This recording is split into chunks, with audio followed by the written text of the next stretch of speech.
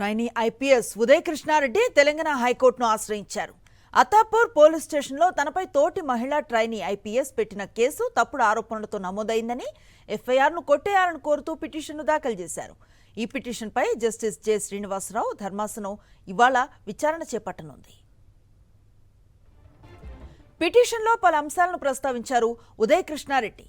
ఇద్దరూ UPSC civil సర్వీసెస్లో ఎంపికై ప్రస్తుతం హైదరాబాద్లో సర్దార్ వల్లభాయ్ పటేల్ నేషనల్ పోలీస్ అకాడమీలో ఐపీఎస్ శిక్షణ పొందుతున్నారు.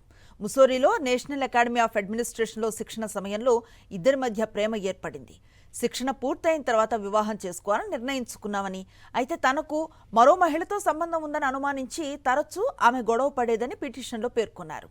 మే 28న ఆమె ఓ ఐఏఎస్ అధికారిని వివాహం చేసుకుందని, వివాహానంతరం కూడా తనతో సంబంధాన్ని కొనసాగించేందుకు ప్రయత్నించిందని, అయితే దీనికి తాను అంగీకరించలేదన్నారు.